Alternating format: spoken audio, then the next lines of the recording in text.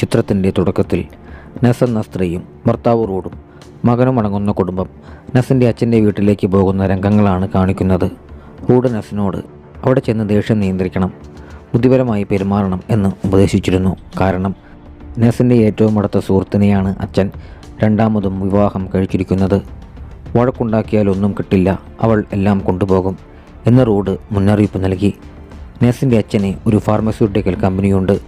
ഒരു വലിയ നിക്ഷേപകൻ കമ്പനി വാങ്ങാൻ വരുന്നുണ്ടെന്നും അത് എല്ലാവരെയും സമ്പന്നരാക്കുമെന്നും കേൾവിയുണ്ട്.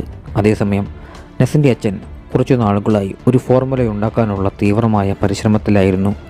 ആർക്കും യൗവനം തിരികെ നൽകാനും മരണത്തിൽ നിന്ന് എന്നേക്കുമായി രക്ഷിക്കാൻ കഴിയുന്ന ഒരു സിറം ഫോർമുല വിജയകരമായി നിർമ്മിച്ച അദ്ദേഹം അതാദ്യം സ്വന്തം ശരീരത്തിൽ തന്നെ പരീക്ഷിച്ചു. ഒരു കുപ്പി സിറം ഒറ്റയടയ്ക്ക് കുടിച്ചതിന് ശേഷം നിമിഷങ്ങൾക്കുള്ളിൽ അവർ തന്നെ മേൽ മാന്ത്രികമായ ചില മാറ്റങ്ങൾ സംഭവിക്കുകയാണ്. മുഖത്തെ ചുളിവുകൾ മാഞ്ഞു, പേശികൾക്ക് ബലം വന്നു, ചർമ്മം മുറുകി. അദ്ദേഹം ഏകദേശം 20 വയസ്സ് കുറഞ്ഞ് യുവാവായി മാറി. ഫലം കണ്ട് അദ്ദേഹം പോലും അത്ഭുതപ്പെട്ടു. എന്നാൽ മരുന്നിൻ്റെ വേഗത്തിലുള്ള ഫലത്തിനോടൊപ്പം തന്നെ അതിൻ്റെ പാർശ്വഫലങ്ങൾ ശരീരത്തിൽ, പ്രത്യേകിച്ച് അരക്കെട്ടിൽ ഒരു അലർജിയായി പടരുന്നത് അദ്ദേഹം ശ്രദ്ധിച്ചിരുന്നില്ല. അദ്ദേഹം യുവത്വം തിരിച്ചുപിടിച്ച സന്തോഷത്തിൽ ഭാര്യ കരീനയുടെ അടുത്തേക്ക് ഓടി. കരീനയും ഈ മാറ്റം കണ്ട് ഞെട്ടി. താൻ നിർമ്മിച്ച മരണത്തെ തോൽപ്പിക്കുന്ന ഈ സിറം ലോകത്തെ ഏറ്റവും ലാഭകരമായ ഉൽപ്പന്നമായി മാറുമെന്നും തങ്ങൾ കോടീശ്വരന്മാരാകുമെന്നും അദ്ദേഹം കരീനയുടെ ആവശ്യത്തോടെ പറഞ്ഞു. എന്നാൽ അരക്കെട്ടിലെ മുറിവ് വലുതാവുന്നത് അദ്ദേഹം ശ്രദ്ധിക്കുന്നുണ്ടായിരുന്നില്ല.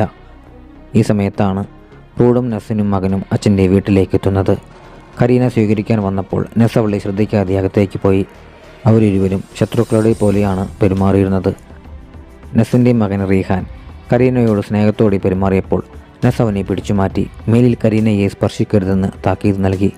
നെസ് ആദ്യം പോയത് ദിവസം മുഴുവൻ ഗെയിം കളിച്ചുകൊണ്ടിരിക്കുന്ന സഹോദരൻ പെന്നിൻ്റെ അടുത്തേക്കാണ്. എല്ലാവരും സ്വീകരണ മുറിയിലിരിക്കുമ്പോൾ യുവാവായ അച്ഛൻ കടന്നു വന്നു. ഈ മാറ്റം കണ്ട് എല്ലാവരും അമ്പരന്നു. അച്ഛൻ തൻ്റെ മാറ്റത്തെക്കുറിച്ച് വിശദീകരിക്കാതെ താൻ കുടുംബ ബിസിനസ് വിൽക്കാനുള്ള തീരുമാനം മാറ്റിയെന്ന് പ്രഖ്യാപിച്ചു. പെട്ടെന്ന് ധനികരാകാൻ ആഗ്രഹിച്ച എല്ലാവരും ഈ തീരുമാനത്തിൽ അതൃപ്തരായി. അച്ഛൻ താൻ കണ്ടുപിടിച്ച സിറം ഓഫ് മോർട്ടാലിറ്റി എല്ലാവരെയും കാണിച്ചു.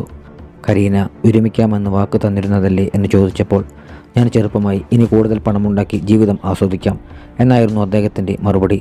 സംസാരത്തിനിടെ നെസിനെ ദേഷ്യമടക്കാനാവാതെ അവൾ പൊട്ടിത്തെറിച്ചു. നീ ഞങ്ങളുടെ ജീവിതം നശിപ്പിച്ചു, ഇനി എന്തു വേണം നിനക്ക് എന്നവൾ കരീനയോട് ചോദിച്ചു.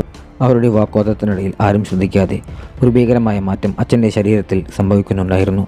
അദ്ദേഹത്തിൻ്റെ ദേഹത്ത് വിയർപ്പൊലിക്കുകയും ശരീരത്തിൽ കഠിനമായ വേദന അനുഭവപ്പെടുകയും ചെയ്തു.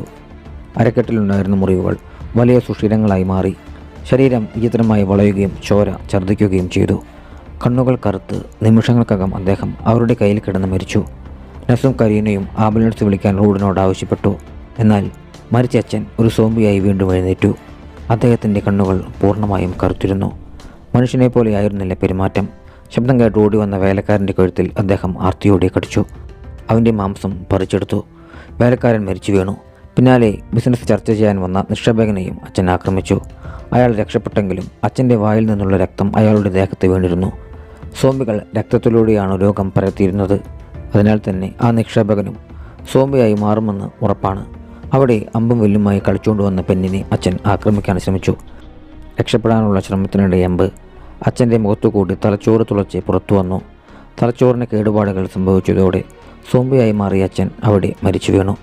ഒരു സോംബിയിൽ നിന്ന് രക്ഷപ്പെട്ടെങ്കിലും ഭീഷണി നിലനിന്നു. നിക്ഷേപകൻ കാറെടുത്ത് പോവാനൊരുങ്ങുകയാണ്. റൂഡ് തടഞ്ഞെങ്കിലും അയാൾ നിന്നില്ല. അച്ഛനെ കൊന്നതിൽ പശ്ചാത്താപം തോന്നിയ പെൻ കാറിൽ കയറി. നെസ് അവനെ സമാധാനിപ്പിക്കാൻ പിന്നാലെ പോയി. അകത്ത് മരിച്ച വേലക്കാരൻ ഒരു സോംബിയായി ഉയർത്തെഴുന്നേറ്റിരുന്നു. അവിടെ ഉണ്ടായിരുന്ന 3 പേരും ഇത് കണ്ട് ഭയന്നു. ഈ സോംബി മറ്റൊരു വേലക്കാരിയെ ആക്രമിക്കുകയും കടിച്ച് അവളെയും സോംബിയാക്കി മാറ്റുകയും ചെയ്തു. നെസ് പെണ്ണിനെ ആശ്വസിപ്പിക്കുമ്പോൾ പുറകിൽ നിന്ന് വിചിത്രമായ ശബ്ദം കേട്ട് തിരിഞ്ഞു നോക്കി. അവിടെ സോംബിയായി മാറിയ പെൺകുട്ടി ഒരാളെ ആക്രമിക്കുന്നു. നെസ് പുറത്തിറങ്ങി നോക്കിയപ്പോൾ ആ സോംബി നെസ്സിനെ ആക്രമിക്കാനായി ഓടി വന്നു. സഹോദരിയെ രക്ഷിക്കാൻ പെൺ തൻ്റെ കാർ ആ സോംബിയുടെ മേൽ ഓടിച്ചു കയറ്റി. സോംബിയുടെ അരക്കി താഴെ ഭാഗം തകർന്നു പോയെങ്കിലും അത് ജീവനോട് തന്നെ ഉണ്ടായിരുന്നു. വീടിനകത്ത് കരീന, റോഡ്, അവരുടെ മകൻ, മറ്റൊരു വേലക്കാരി എന്നിവർ ഓടി രക്ഷപ്പെടാനായി ശ്രമിക്കുകയാണ്. നെസ് മകനെ കൂട്ടാൻ വീടിനകത്തേക്ക് വന്നപ്പോൾ അവിടെ ആരെയും കണ്ടില്ല. പുറത്ത് തകർന്ന ശരീരം വെച്ച് സോംബി പെൺകുട്ടി അവളെ ലക്ഷ്യമാക്കി ഇഴഞ്ഞു നീങ്ങുന്നുണ്ടായിരുന്നു. ഈ സമയത്ത് നിക്ഷേപകൻ പൂർണ്ണമായും ഒരു സോംബിയായി മാറിയിരുന്നു. സോംബിക്ക് കാർ ഓടിക്കാൻ അറിയാത്തതുകൊണ്ട് ആ കാർ ഒരു കല്യാണ വീട്ടിലേക്ക് ഇടിച്ചു കയറി.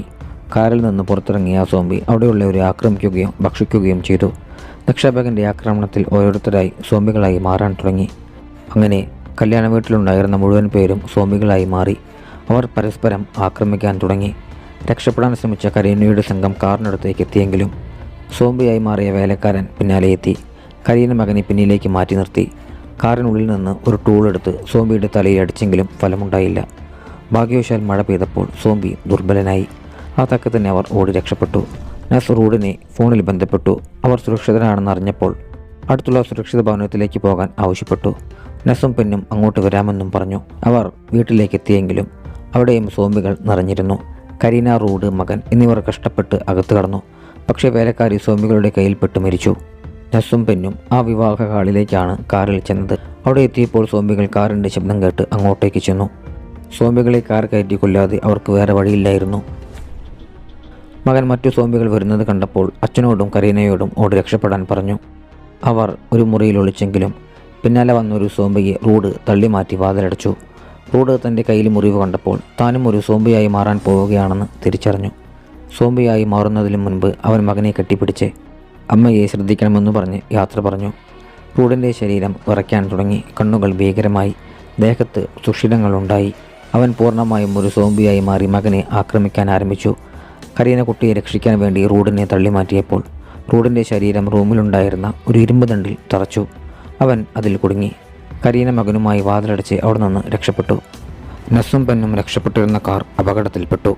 ഇത് കണ്ട് ഓപ്പോസിറ്റ് വന്നിരുന്ന ലോറിയിലെ ഡ്രൈവർ തൻ്റെ വാഹനം നിർത്തി.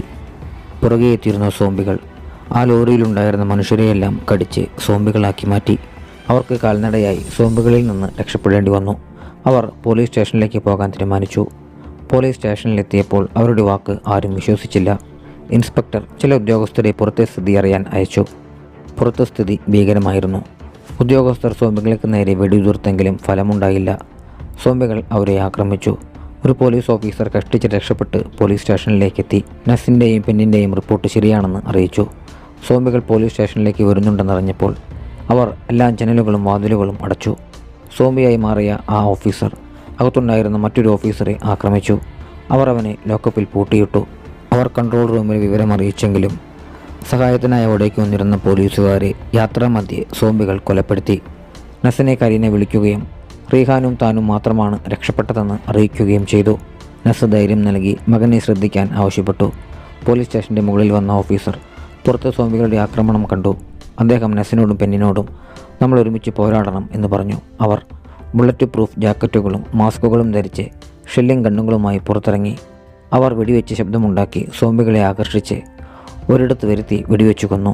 എന്നാൽ വെടിവെച്ചക്കിട്ട് സോംബികളുടെ മറ്റൊരു കൂട്ടം അങ്ങോട്ടേക്ക് ആകർഷിക്കപ്പെട്ടു. സ്ഥിതി കൈവിട്ടുപോയി. ഭാഗ്യവശാൽ ഒരു വലിയ കൊടുങ്കാറ്റ് വീശിയടിച്ച് മഴ പെയ്തു. പേമാരിയിൽ സോംബികൾക്ക് നടക്കാനും ആക്രമിക്കാനും കഴിയാതെയായി. ഇത് അവർക്ക് രക്ഷപ്പെടാൻ അവസരം നൽകി. പോലീസുകാരനും പെന്നും സ്റ്റേഷനിലേക്ക് ഓടിക്കയറി. കൂട്ടം തെറ്റിപ്പോയ നെസ് പ്രാണരക്ഷാർത്ഥം അവിടെ ഉണ്ടായിരുന്ന ഒരു ട്രക്കിലേക്ക് കയറി. ഇതേ സമയത്ത് കരീന ദണ്ടിൽ കുടുക്കിയിരുന്ന സോംബിയായ റൂഡ് ഇരുമ്പ് ദണ്ടിൽ നിന്ന് പുറത്തു വന്നിരുന്നു. അവൻ അലറി വിളിച്ചുകൊണ്ട് വീടിനടുത്ത് ധാരാളം സോംബികളെ ആകർഷിച്ചു. വീടിനുള്ളിൽ കരീന, നസിൻ്റെ മകൻ, അവിടേക്ക് വന്നിരുന്ന വീടിൻ്റെ ഉടമസ്ഥയായ മറ്റൊരു യുവതി എന്നിവരുടെ ജീവൻ അപകടത്തിലായി. അവർ രക്ഷപ്പെടാൻ വീട്ടിൽ നിന്ന് പുറത്തു വന്നെങ്കിലും കൂടുതൽ സോംബികൾ പുറത്തുണ്ടായിരുന്നു. ഭാഗ്യത്തിന് അവർക്ക് ഒരു സ്കൂട്ടർ കിട്ടി. 3 പേരും അതിൽ കയറി രക്ഷപ്പെട്ടു. ഈ നേരത്ത് നസ് ട്രക്കിലിരുന്ന് തനിക്കെല്ലാം നഷ്ടപ്പെട്ടു എന്ന് പറഞ്ഞ് കരയുകയായിരുന്നു. കരീനയും മകനും സ്കൂട്ടറിൽ തൻ്റെ അടുത്തേക്ക് വരുന്നത് കണ്ട് അവൾ സന്തോഷിച്ചു. അവരും ട്രക്കിലേക്ക് കയറി. എന്നാൽ ധാരാളം സോംബികൾ അവരുടെ പിന്നാലെ വരുന്നുണ്ടായിരുന്നു. ആ സോംബികളെ കൊല്ലാൻ അവൾ ട്രക്ക് അവരുടെ മുകളിലൂടെ ഓടിച്ചു കയറ്റി. ധാരാളം സോംബികൾ മരിച്ചു. പക്ഷേ ബാക്കിയുണ്ടായിരുന്നവ ട്രക്കിന് ചുറ്റും കൂടി. ഈ സമയത്ത് നിർഭാഗ്യവശാൽ ട്രക്കിൻ്റെ ബ്രേക്ക് കംപ്ലൈൻ്റായി പോയിരുന്നു. അവർ പോലീസ് സ്റ്റേഷനിലെ ഓഫീസറെ വിളിച്ച് സ്ഥിതി മോശമാണെന്നും തങ്ങൾ അങ്ങോട്ടേക്ക് തിരിച്ചു വരികയാണെന്നും അറിയിച്ചു. സംസാരിക്കുന്നതിനിടയിൽ ട്രക്ക് നിയന്ത്രണം വിട്ട് പോലീസ് സ്റ്റേഷൻ്റെ കെട്ടിടത്തിലേക്ക് ഇടിച്ചു കയറി. ഏവരും ട്രക്കിൽ നിന്ന് പുറത്തു വന്നെങ്കിലും സ്റ്റേഷനിലുണ്ടായിരുന്ന പെന്നിൻ്റെ കാൽ അതിൽ കുടുങ്ങിപ്പോയിരുന്നു. സോംബികൾ അവരെ ആക്രമിച്ചു. സ്റ്റേഷനിലുണ്ടായിരുന്ന അവശേഷിച്ച പോലീസുകാരൻ സോംബികളുമായി സധൈര്യം തന്നെ പോരാടി. കരീനയ്ക്കൊപ്പം അവിടേക്ക് എത്തിയിരുന്ന യുവതി ഈ ഒരു പോലീസുകാരൻ്റെ കാമുകിയായിരുന്നു. നിർഭാഗ്യവശാൽ ഈ സമയത്ത് ലോക്കപ്പിലുണ്ടായിരുന്ന സോംബിയായ പോലീസുകാരൻ അവളെ കടിച്ചു. ഇത് കണ്ട് യുവതിയുടെ കാമുകനായ പോലീസുകാരൻ അവളെ രക്ഷിക്കാനായി അവിടേക്ക് ഓടി വന്ന് സോംബിയെ വെടിവെച്ചു കൊന്നു.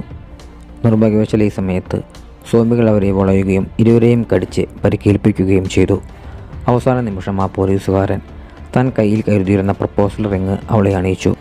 അല്പസമയത്തിനകം തന്നെ സോംബികൾ അവരെ തിന്നു തീർത്തു. പെൻ നെസ്സിനോടും കരീനയോടും നിങ്ങളിവിടെ നിന്ന് രക്ഷപ്പെടണം എന്ന് പറഞ്ഞു. നെസ് അവരെ വിട്ടുപോകാൻ തയ്യാറായില്ല. അവൾ സോംബികളുമായി പോരാടി.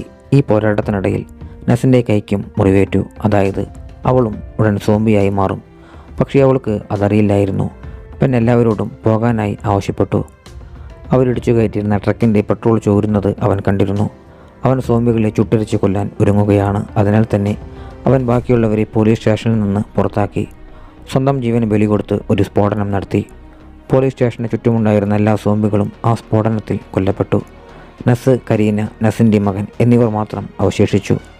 നെസ് തൻ്റെ കയ്യിലെ മുറിവ് ശ്രദ്ധിക്കുകയും താനും രോഗബാധിതയാകുമെന്ന് മനസ്സിലാക്കുകയും ചെയ്തു. അവൾ മകനെ കെട്ടിപ്പിടിച്ചു. കരീനയോടുള്ള എല്ലാ ദേഷ്യവും മറന്ന് നീ ചെയ്തത് ഞാൻ ക്ഷമിച്ചിരിക്കുന്നു. നീ എൻ്റെ മകനെ നന്നായി നോക്കണമെന്ന് അവൾ പറഞ്ഞു.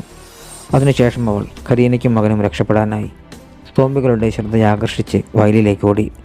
ശേഷം അവൾ സ്വയം വെടിവെച്ച് ആത്മഹത്യ ചെയ്തു. ഈ സമയത്ത് കത്തിയെറിഞ്ഞ സോംബികൾ അലഞ്ഞു തിരിഞ്ഞ് നടക്കുന്നുണ്ടായിരുന്നു.